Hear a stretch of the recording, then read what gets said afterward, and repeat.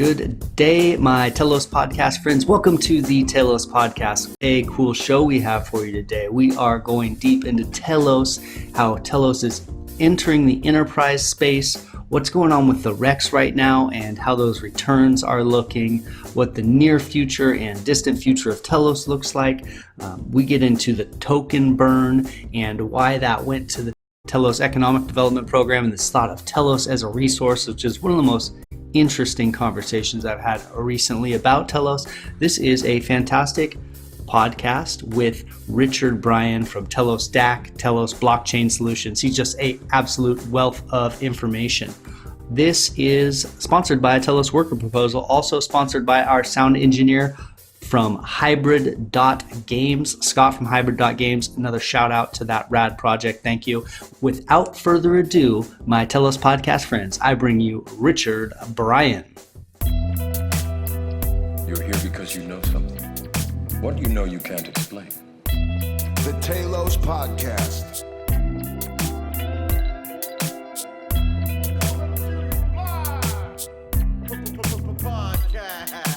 You stay in Wonderland, and I show you how deep the rabbit hole goes. Good to see you today. Welcome to the Telos podcast. We've got Bryan. Richard, what is the most interesting thing going on in Telos right now? Oh, thanks, Brandon. Right now it's the TED plan and the Rex excitement around Rex and all that. I'm enjoying it. I've put all my loose tokens straight into Rex. This is the 9th or 10th day running, so I'm enjoying that. I like looking at the rate it's growing, so that is the most fun thing going on that I can talk about. Mm-hmm. In the background, there's a lot more various projects coming on. You know, we speak to projects every day that are considering Telos. Others are enterprise projects. You know, enterprise is now waking up to blockchain, which is good, and we like that. We're helping them come to blockchain, and some of them we've actually managed to convince to consider public chain versus private. So, you know, we've made good progress, and very soon we'll be making good announcements around that, and I'm quite keen and looking forward to it. Fantastic. Yeah, I like how you described your tokens as your loose tokens. They're laying around like it's loose change in the couch or something. It's yeah, that's a great description, man. Hey, so the Rex, I'm not sure maybe you can tell us what the rate's at right now. I know when it first started, I saw that CJ did some calculations and was looking at 64% APR. What is it at currently? It's been reduced as more tokens have been staked to Rex because it's based on a function around how many Telos are staked versus how much is going into Rex for the return. And last I checked was this morning, it was about 34%. But nice. If you look on Telegram, we've got a price tracker bot developed by EOS Barcelona, and he's actually now included a Rex returns calculation on there. So, you know, for real-time calculations, I don't have that bot. I use it, and it's between 31 and 34%, which is good considering what you can get from banks right now. You know, wow. Here in the UK, you'll be lucky if you get 0.5% return on your savings. So, yeah, I like it. It's good. Yeah, and if you're a hedge fund trader and you're doing 20% year over year, you're crushing it. So 30% is fantastic. Yeah, and I think one key thing that is not often discussed around this is the fact that you know, we're a growing project.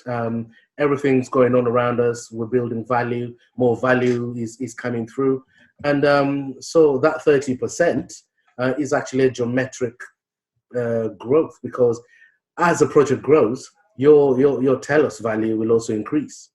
So, you know, it increases now by 30%, but that 30% could actually grow in itself because the project is growing. You know, we're in early days. You know, we're 9 months down the line. You know, we've got much older blockchains out there that are doing well. So, you know, we expect to do the same. Mm-hmm. Yeah, the geometric growth you said is a interesting way to think about it. I know that there was a debate recently in Telegram regarding the extra tokens, whether to burn them or what to do with them, put them into, they were put into the Telos Economic Development Program. I think that your idea was that well, why don't you go ahead and explain your point of view on burning versus putting them into the TED program?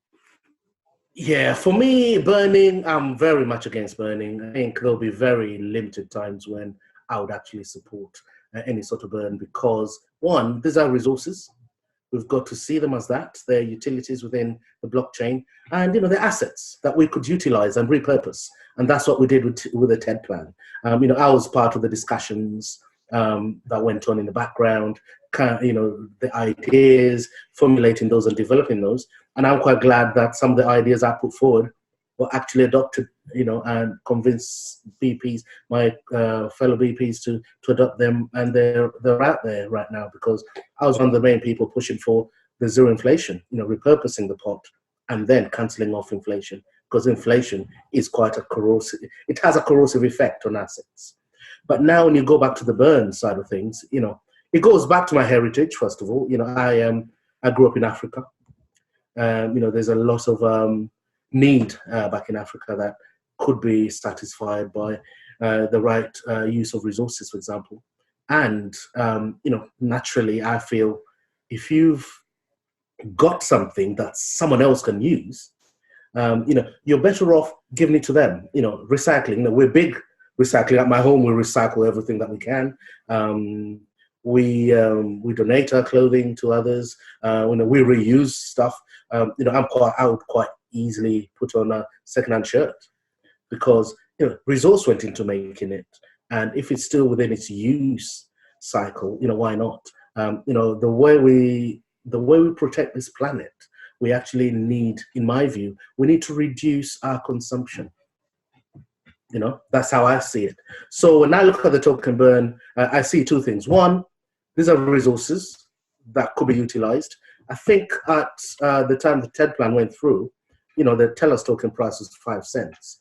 140 million tokens, if you do the math, that's a lot of resource if you worked it out based on the market cap, you see.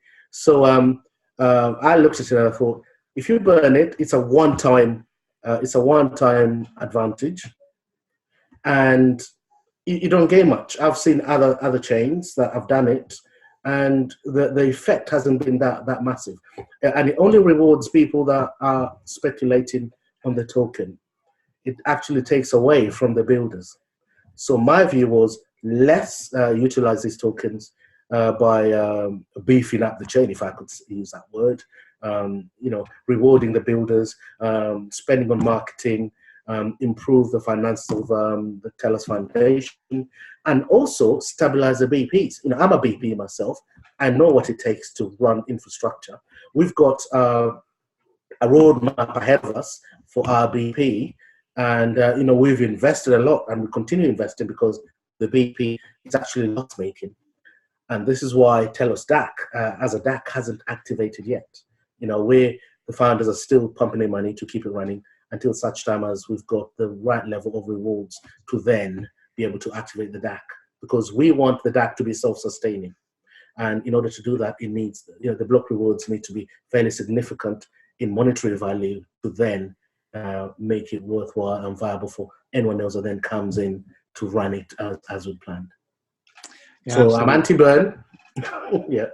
Well, what you said about the burn, two things there. One is that the burns that I've seen in the past and the burns that I've been a part of, I have basically sold my investment into the burn. Like, they're burning tokens. Right. Okay, like you're saying, it's kind of I feel like it's going to be a flash in the pan. It might drive price up a little bit, but then it's all going to correct back to where it was. And so I've kind of, my method has been other burning, time to sell into that, because that's not, that's an investing signal. It's not necessarily like a signal of how great the chain's doing. Yeah.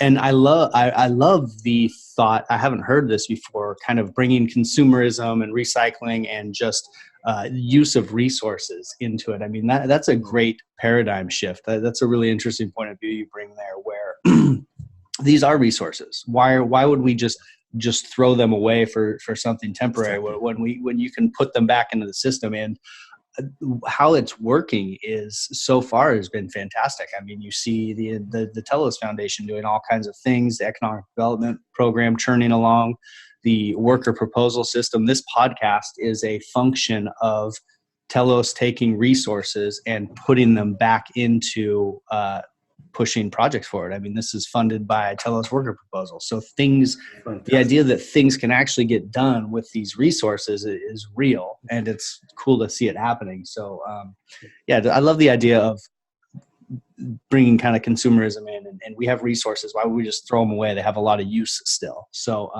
very, very cool. Very cool. We might have to get that into some sort of clip and put it out separately for people, because that's a really cool idea, man. Really cool idea. Yeah, by all means. So you talked about Telos DAC, and we're trying to drive the utility of the Telos chain, driving the price of the chain, because then that enables the DAC to expand or to launch, because you need to be able to pay people to take over the DAC and start running it. Is that right? Yes. Yeah, definitely. Yeah. And then what's the goal of the DAC? The DAC has two goals. One, to have a community-owned block producer, purely because I think it's important. And in the future, I actually think, and I hope the other BPs don't see this bit, I actually think the future of the BP is actually DACs. Mm-hmm. Have many DACs running BPs with their own governance built into the DACs, which then collectively forms the governance of the chain. The current BPs, they're good people, I like them, but then, they've got personalities running them and things like that. So I like the DAC because it offers the community a way of running a BP and also a stake within the chain. And, I like the idea because it's a communal thing. My background, my upbringing was in the villages in northwestern Kenya. A lot of community stuff going, community savings clubs, so I've seen the power of community.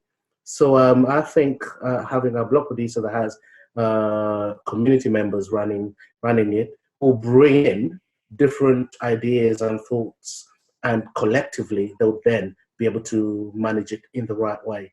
I live it right now because the Telos Foundation is like a DAC. We're all elected onto it. We push through our decisions on multi-sigs.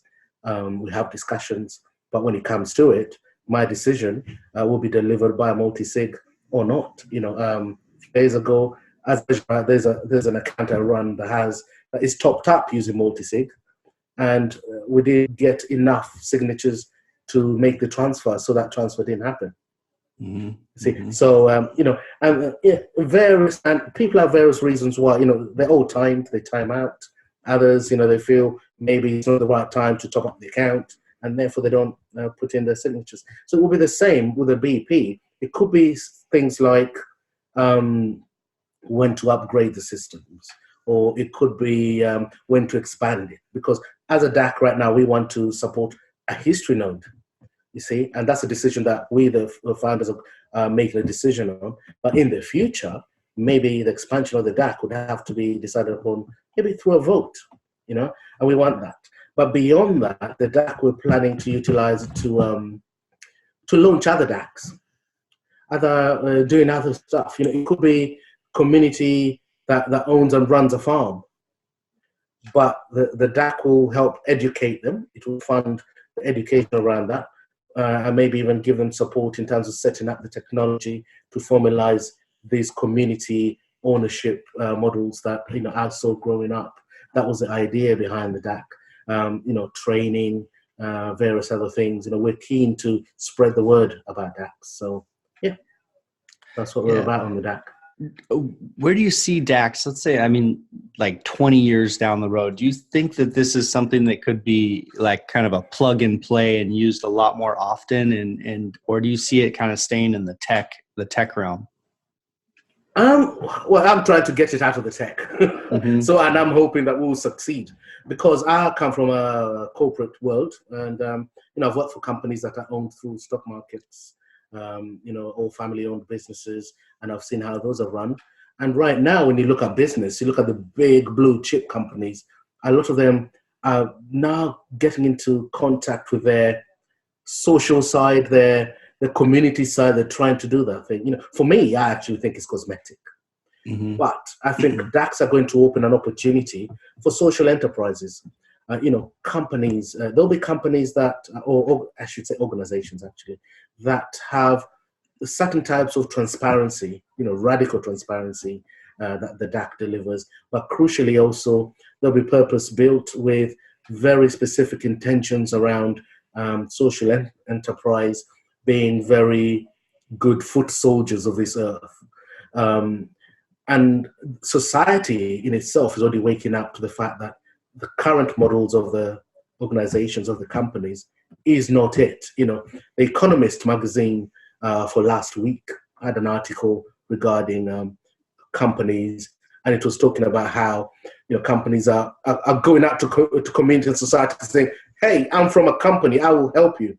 But they're not, because they're whole centered around it's extractive activities, and those don't quite work. But with the DAC, because it's community driven, the interests shift from shareholders and share price, profit, to general well-being of the community that own it and run it. You see, because I don't see how if an organization can manage and decide who it elects to be the CEO, it can also remove them a lot easier. Right now, within your blue chip companies, it's really hard to remove the bosses there. The shareholders, although they've got annual meetings to elect the chairman and board members, it's not transparent. I vote for some companies I've got shares in, and I've got to send my vote by post. I've got no idea about the makeup of the election. It's probably stitched up. But with the DAC, it brings that transparency, and I see it as organization of the future. It will be radically transparent, and community or society, when society comes into full contact with that, they'll actually buy into it. That's my intuition. Yeah, there is kind of a shift that people are looking for, and then hopefully DACs become part of that. I know that there's a few. You come across people in the blockchain world that get kind of infatuated with DACs, and that becomes a lot of their focus. I know a few of them. There's Crown DAC that's out running now. There's a few block producers that are out that are running DACs. So it's, the idea is starting to catch on. I mean, a lot of these apps, I think Seeds on Telos may be a DAC. So yeah, it's cool to see. It's cool to see that tech being kind of clinged onto it and pushed forward. Yeah. I just saw. So we need more DAC. Yeah, we need more of it. I just saw a new app launching on Telos called Havuta. Is that what it's called? Yes, that's charity. And they're doing outcome tracking for international aid. Yeah, charity. I wonder if are they going to be operating in the DAC space at all? Are they? I'm not sure. I haven't looked into it. I only saw the announcement this morning when I woke up. I'll read up on it later on today. But I like the fact that somebody is utilizing blockchain for accountability within the AIDS network, purely because I'm a cost accountant by trade, but I'm always looking at costs. And you see, you donate $1 to charity, and then when you look at the cost breakdown, maybe 20 cents is what actually gets to the recipient of this aid. The rest of it is lost in transaction costs, operational costs, and various other things. But I actually feel with blockchain, it will bring about the transparency, first of all. Or transparency, maybe the operators of these aid organizations will be more measured in the way they're spending the money. But crucially, their costs will be reduced. But I also think, as a donor, we could potentially have a smart contract where I say I want 80% of my donation to reach destination. If need be, I pay. It gives me an opportunity to pay the cost for getting that done. Because my interest in making the donation is in making sure that my donation makes a massive difference and that the majority of it actually ends up with the expected recipient. So I'm quite happy about this. This organization getting involved and look into it a bit more and see how they're applying blockchain, but I know transparency is in there somewhere. Yeah, the idea that you said there about 80% making it to the recipient or to the intended cause is huge. A lot of people, I mean, it could increase the amount of donations coming through because from my point of view, if I was going to donate, let's say to like hurricane aid or something like that, and there's this company and I'm just going to kind of throw my money into the air towards this company and hope some of it lands like as hurricane aid, I'm honestly not that incentivized. I'd rather do if there was something where I could see that I was buying like these water, like this 10 gallons of water for these specific people, and I could see it being delivered to them, I would do that in a heartbeat. Definitely. And so it'll probably draw in a lot of donations. I mean, imagine the just psychologically being able to actually buy a certain thing for a certain set of people and see it happen. People would donate a lot more too. They would. You see, on Telos, we've got a project called Proxibots. I like them a lot. Oh, yeah. They've got good projects around automation and pop-up factories and things like that. And I actually think a company like that could have a setup where if you're donating to buy water, they could run a production run where they've got your name plastered on the bottles of water saying, this bottle has been donated by Brandon. And because of the way they operate in terms of sending very specific instructions on the production line or having some sort of pop-up factory, you could utilize their tech with blockchain to have a bespoke manufacturing, if you will. So this water could have, donated by yourself, and you have all these bottles, and whoever's drinking it would see that it's come from you, and you could maybe even track these bottles down the blockchain and see that they've actually gone. And that's the transparency that I expect to come from, charities when they start utilizing blockchain properly.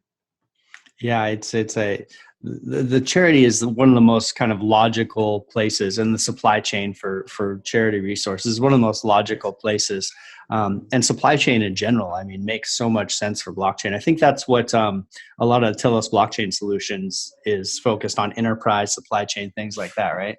Yeah, definitely. Yeah, we've got several projects that we're currently working on. One of them is at MVP stage.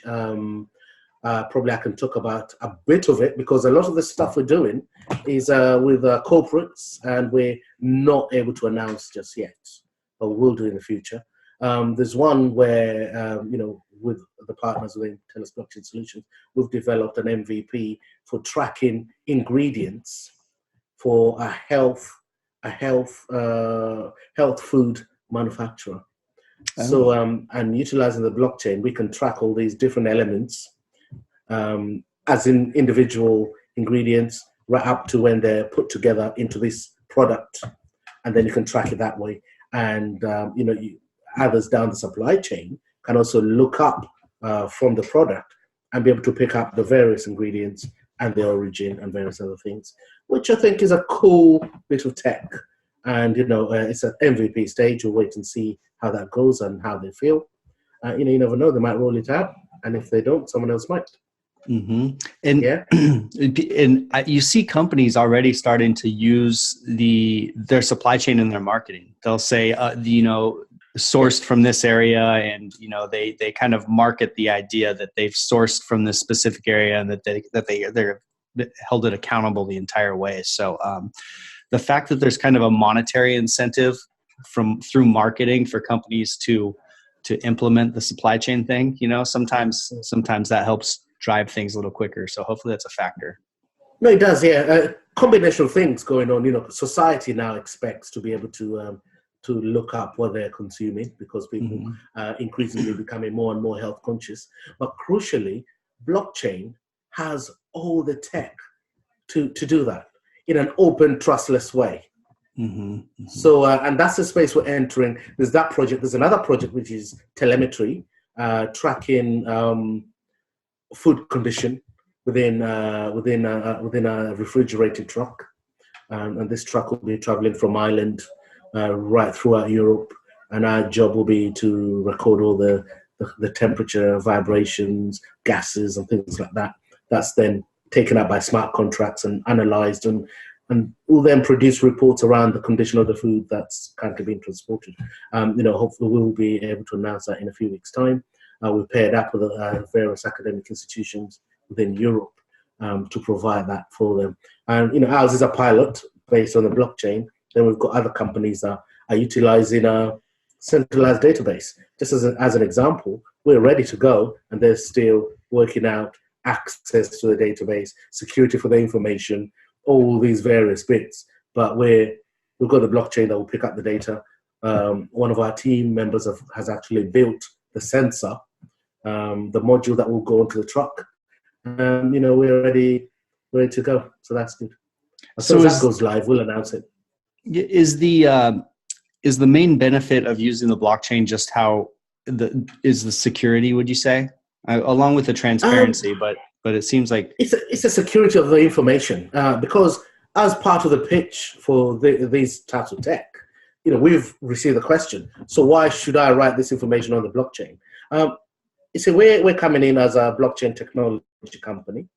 If we're supplying you, say, a manufacturer with a service to keep track of your goods in terms of location as well as a condition, we're an independent party. We read the data, write it to the blockchain, and we then guarantee to you that it's been hashed onto the blockchain. It won't change, it's immutable. And therefore, it's guaranteed that it is as written, and therefore you can also sell it to your client as solid information. If it was in a centralized database, for example, there are no guarantees that it hasn't changed. A single party is running that. We've got the blockchain. It's run by 50 block producers. 21 signing. They're all using their block producer keys. We ourselves, blockchain solutions, haven't got any way of changing that information. So we're selling the confidence in that information. We're saying, apart from, say, issues with the sensors, where the data as presented is as it was written. We've got a pilot project running currently on the testnet, and I can show you that later on, that just reads temperature and writes it straight onto the blockchain. It's got a timestamp. It renders onto a website, and you can then track that if you wanted to. But then on the telemetry, it's a lot more complex. You're reading various data points and then submit that information to the data scientist to read. And our guarantee is it's immutable. It's as written, and it won't change again. It's there, for life if they need it, at no extra cost either, because it's written now. So there you go. How's that value proposition been accepted by them? What do they think when you say that? They've seen the value of it, and the fact that we've managed to build our solution fairly quickly compared to the others without too many questions asked. And also, the blockchain comes in at a much more competitive price than centralized databases, data links to these databases, the user management around making sure you've got the right people accessing the right level of information. All that can be done on the blockchain using account structures. It's a lot easier. And it's an educational piece. We've got to educate them and then demonstrate to them the advantages. And those that have understood it have actually really bought into the idea, which we like. And we can then develop it further for them. One company we spoke to actually now want to become VPs. Nice. So we'll see how that goes. But it was quite interesting for a very well-known company, blue chip, big global firm, wanting to be a block producer. That'll be something else. Yeah. But there's also something else we've been selling them on the public chain, for example. There's certain types of information that is actually more useful being written on a public chain because it gives you that assurance, and anyone within the public can access this data. With the right tools, they can look at it, and that gives it strength because it's more or less reviewed by community. It's almost like Wikipedia. or should I say Everpedia, which is on the blockchain. Yeah, Everpedia. Yeah. Yeah, the reviewable, I mean, that would fit in with something like Havuta. I hope I'm saying that right, the new app for the international aid, one where maybe you want the public to be able to see it. But I would imagine a lot of, if you're working with blue chip companies, they probably want a private blockchain, right? They do, depending on the application. Yeah, they've been very vocal around that. So there will be applications that can be useful on a public chain, but there are other applications like the commercial data, which is very sensitive. Nobody wants their commercial information on a public blockchain. And, we're talking to them regarding solutions around that.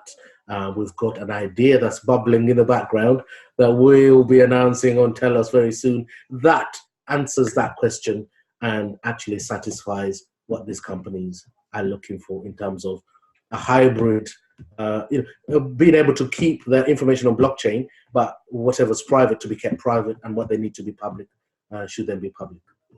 Yeah, it seems seems in the same way that you could take a regular database and display some parts of the information you want public and keep others private. That'd be a great solution, a hybrid, like you said. Yeah. Okay. Yeah. We've got good devs on Telos, big thinkers. People are coming up with fantastic, ingenious ways of sorting out some of these problems. So I'm quite confident we've fixed it. What do you think about, again, going down the road a little bit, and let's say a lot of enterprises, or maybe all enterprises, start using blockchain? Do you see them all creating their own chains at some point? Do you see them kind of using a lot of different chains? Does Telos become kind of an enterprise service, and they go in and help companies get set up, or what's that look like? Yeah, I actually think, and I hope it plays out, I think we'll have many different blockchains, which are then connected to other many different chains, which then connect to a big, massive public chain. Okay. That's out there that links everything up. Because there will be certain items that companies will want to bring out to the public domain. So they'll keep it on an internal chain and then maybe drop a block onto a regional chain, and then it goes out. But I actually hope that we will have industry-specific blockchains, because, see, like Wobbly is very industry-specific. And I like that because it then concentrates all the expertise and all the regulations and every question that's asked around that industry in that area. Then there will be another, maybe a blockchain that does services, runs all the gigs and all that, and then maybe taxis. Then there'll be a blockchain for our Internet of Things. And I see blockchain as being a very good companion to IoT. We've got a new thought process we're running through, which is the Internet of Trusted Things. And we use blockchain to bring the trust into Internet of Things. And if you go to the San Francisco event that Telos is sponsoring for November, I think 13th, 14th of November, you will see some of our ideas around the Internet of Trusted Things. I see industry-specific blockchains. There may be automotive, one for cars, another one for logistics, something for services, and then there could well be IBC solutions that link all these up. But the only way, I think, to progress, one blockchain can't manage everything, I don't think. And so do you see Telos as kind of sitting in the more of the regional blockchain area where a lot of these other blockchains can tie in there? I see Telos as a global chain, and then we'll have the automotive chain sitting alongside it, but then some of the public information that the automotive industry wants to, say, put onto a public chain or public domain can then interface onto the Telos blockchain, the public blockchain, and that can then be accessed by everyone else. That's how I see it. Many blockchains will live together, if you will, and that's why I like EOS.io. It makes it easier to launch multiple blockchains, and you can then have them interplay with each other. The more chains that come along, highly specific ones, the better for everyone, because they will be concentrated expertise and knowledge, and then improving on that. Yeah. So do you think Telos is becoming kind of a specific blockchain and really going after enterprise in that niche, or do you think that it's what do you think about that? Well, you see, for me, I'm driving into enterprise. That's what I want to be, because I worked in enterprise for 20 years. I know where the shoe pinches on enterprise. Telos can satisfy a lot of the requirements that enterprise needs, certified or managing big data, things like that. That's the direction I'm pulling. But I've got colleagues doing other things. So Telos is quite flexible. It provides a very good jump off point. For me, enterprise software, being able to utilize proprietary software is a key thing for me, because I think it will attract the right level of interest from the very creative developers that want to protect the idea for a time. So Telos provides for that. Telos also provides for devs that want to open source their apps. You look at Squirrel, very good wallet. You look at Collect, very good wallet. These are open source wallets, which is good. But at the same time, we've got Lynx and others, which they're not as open as the others. Mac Wallet and them, and they're all coexisting on this one chain. So Telos provides a much wider blockchain to be used by various. It provides to a much wider audience, if you will, and I like that. And we'll see where it ends up. I'll bring all the enterprise I can bring in, and everyone else will do everything else that they can. But it's satisfying that need right now. Yeah, that makes sense. Telos is an extremely flexible chain, and enterprise right now, there's some push there because it seems like such a great first. I mean, it's such a good foot in the door. It seems like to get people. That's a big pieces that you can find there. So it is. Yeah, we've got the right the governance and stability within block production. The TBNOA, the agreement that block producers sign up to, has very specific requirements, which to me, it gives me comfort when I'm selling Telos to enterprise, because I know how jittery enterprise can be around who's got hold of their data, who's running their systems. And right now, the stability within the block production force within Telos does tick those boxes, and I'm happy with that. You mentioned in November any Telos event in San Francisco. That's my neck of the woods. What's I haven't heard about that yet. What's going on? You haven't? No. Oh, that's going to be marketed quite extensively. We've just done the deal. It's the blockchain expo. We've done the 2 European ones. There was one in London in April, and then we went to Amsterdam in June. Oh yeah, okay. So there's a North America event which will be in November. That will be our biggest one yet. We'll have the biggest stage or stand that we've had so far. Experience is improving all the time. We like that, and I think we've got the right teams attending. We've got lots of people in America that are quite keen to get involved at Block Producers, Telos Foundation, and it will be a great event. I'm looking forward to it. Yeah, I've seen. I know that the other events in Europe I've seen. Where'd you say the other one was? They just had one a couple months ago. Amsterdam. Yeah, Amsterdam. Yeah, I know that that was a hit. I know that was a hit. Yeah. So yeah, it was, and it's blockchain, IOT, and AI in one place. That's fun. And our view is blockchain would satisfy all these other niches. IoT needs blockchain. AI, add AI onto IoT blockchain. I think you'll then start beginning to see very creative solutions.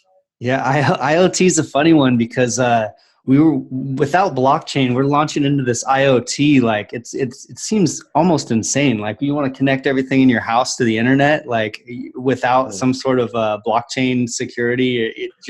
You're gonna imagine your house getting hacked. That doesn't sound fun at all. Who knows? You might have getting attacked by blenders or something. I know. Yeah, that would be a problem, or your fridge heating up. But now you see that's why we're pushing the Internet of Trusted Things. Or IOTT, and that IOTT we believe will be delivered by creative use of blockchain. And like you say, we want to utilize blockchain to protect your devices that are connected to the internet through the account structures, permissions, things like that. And the hope is we'll be able to make sure that equipment is protected from bad actors, and that the right equipment is identified. It will be able to identify itself to other IoT, and maybe the whole transaction space becomes the IoT economy, the economy of things will then come in, because you've now got trusted things connecting to the internet, and therefore they can interact in a trustless way and satisfy that gap. Well, IOTT is it's an easy way to tell people about blockchain too, or to mention it, because IoT gets mentioned all the time. You say, oh, well, Yes. IoT is scary. IOTT that's where you want to be. Yeah, definitely. And come to Telos. We'll tell you about it, and we'll build solutions for you around IOTT. Mm-hmm. Yeah. IOTTT. Trusted Telos. Yeah, exactly. Yeah. Oh, that's a good one as well. Yeah. So let's talk about your block producer. You mentioned that you have a block producer a little bit. It's running on bare metal. It is, yes. Based in Amsterdam, in Europe. We've got to watch it closely because of various political moves between the UK and Europe, because we are a UK-based organization. Our block producer is bare metal. We'll go 32 gig of RAM in there as required by the minimum requirements, or as directed by the RAM director on Telos. I don't know if you've heard of the RAM director. No. But one of the innovations that Telos delivered into the space was in managing the price of RAM, because that was a harsh lesson learned previously this time last year. So we've got a RAM director who analyzes the RAM market and then advises or issues an advisory to the block producers as to the minimum amount of RAM they need, or the advised level to have. So we've followed that closely. We've got 32 gig of RAM. We've got dedicated bare metal servers. We've got standbys. We're at level 4. If you see the minimum requirements, Telos BP requirements, we're level 4 or 5 setting, if you will, or setup. But we've got a roadmap which is based on the movements in value and block rewards, and we'll be looking to improve and enhance our system as the block rewards make it viable to do. What you said you were level 4 or 5? Can you explain to people what that means? Telos has a minimum block producer requirements, and these are around the infrastructure that you provide. It starts from, I think, level 1 was a test net, one block producer where you've got the combined block producer and API within the same machine. You've got level 2, which is just slightly higher than that, where you separate them out. Level 3, you've got firewalls within your, dedicated firewalls within your setup. The level 4, you've got 2 block producers, got a standby as well as the one that's producing. Then in front of it, you've got your API nodes, 3 of, dedicated full node, and then 2 others. And you could then have another firewall in front of the API nodes. So that's set up there. Off the top of my head, mind you, mentioning that, but that's the visualization of it. But there are various stages up to level 6, which has more technical stuff going on. But I can share a link with you. You can have a look at that and include it in this article, this podcast, so that you can see. But it's quite extensive, and all block producers are following that. And that contributes a lot to the stability of the network, as well as the performance. If you look at the benchmarks on, is it Aloha benchmarks, you can see there's a very tight band of the Telos block producers right at the bottom, 1.5 millisecond, and most of the block producers down there, which I think is a good thing. And it's thanks to these minimum requirements.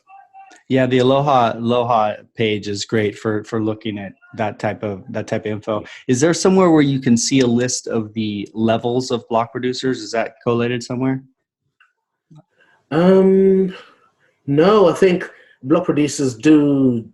Some of them have declared it on their websites. Okay. But not that I'm aware of. But that could be something that maybe Aloha could collect.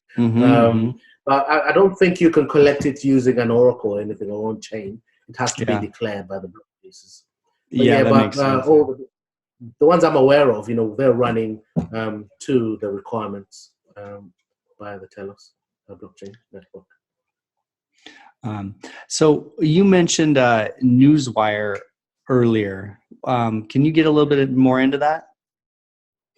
I can, yeah. Newswire, new service that Telos Foundation have got into business with. And this is mainly on the marketing side of things, because at Telos, we've got a lot of innovation, a lot of good things going on, but historically, we haven't been very good at talking about it, telling everyone about it. And you may have noticed, some of the projects, they build something and then come out for their WPS.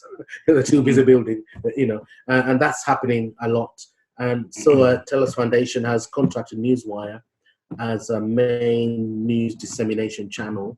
It's very wide, it's got thousands of outlets. The first item that went out to it was the carbon news, and very quickly it was picked up by Yahoo Finance, which I think was a very good outcome. So Newswire, it's fairly costly. It's not cheap, but I already see the value of it. It's easier on the marketing team. You send it out to Newswire, and they've got the network to then disseminate it out and wide, and it reaches a fairly wide audience, I believe. Yeah, the marketing is something else that's interesting that Telos focuses on to drive the chain. I think these things that were that are tough for a blockchain. Let's take EOS for example. It's tough because they can't talk about price, they can't talk about projects that are coming up, and they can't really market. There's these things where they went so far open source and released it to the community, they've kind of tied their own hands. That's one of my favorite things about Telos. It's refreshing to be able to work on a project and talk about price and talk about marketing and try to drive the project forward. I mean, it's refreshing to not have to be so tight-lipped about everything, So yeah, no, that's good. It's good stuff. We like it. Yeah. I think Newswire fits in there. A little bit of marketing, it doesn't hurt. It's good to bring devs in and bring project interest in, and so. Yeah, we've got to spread the message. Telos is doing lots of stuff that needs to be out there, and we've got developers out there that are looking for a setup like Telos. They're just not aware that it already exists. Mm-hmm. So this helps in getting that message out. Yeah, bring the development talent in. That's what really matters. That's what's going on. So, cool. Well, as we start to wind down, do you have any final thoughts? Any topics that you'd like to cover with the community? Right now, I just want to encourage the community to carry on working on Telos, build Telos. Ask any questions. Our Telegram group, I think, is very welcoming. I'm an admin in there, but I haven't banned anyone for talking. We don't do that there. It's good. I like the community we have and the one that we're building on Telos, and I'd want to encourage that engagement with the community, and also see that we're very collaborative in what we're doing. We're friendly. We want to work with everyone, and we're aiming. A colleague, friend of mine, Infinity Block, for example, made a very important point a few days back. He said the competition is actually the centralized systems that are out there. Let's club together and build stuff that will compete with them. I'm building EOS.io. I'm selling that. So let's push in that direction. So my message to the community is, I'm grateful that community has joined us. I'm happy people are engaging. They feel that they're welcome and that they can express themselves openly. And I'm especially grateful to the developers that are building on Telos, because they feel devs are businesses. The Dapps are businesses, and if somebody has enough confidence in a chain that you've been involved in building, to then bring their business to it, I think that says something. And we, as the people building Telos and working on Telos, have to welcome them and provide them with the tools they need to secure their business, as well as give them more comfort and release them to continue creating and building on Telos. And that would be my message to the community, and also thanks to anyone that's building on Telos. Well, that is a wonderful message to the community. A good little shout out to Infinity Block there also. And Telos DAC, your block producer, shout out to them. Telos Blockchain Solutions. And thank you, Richard. It was fantastic to have you on the show, man. Thank you. Thanks All a right. lot. Thanks for having me. Yeah. Farewell, my Telos podcast friends. We'll see you next time. The money is not the prime asset in life.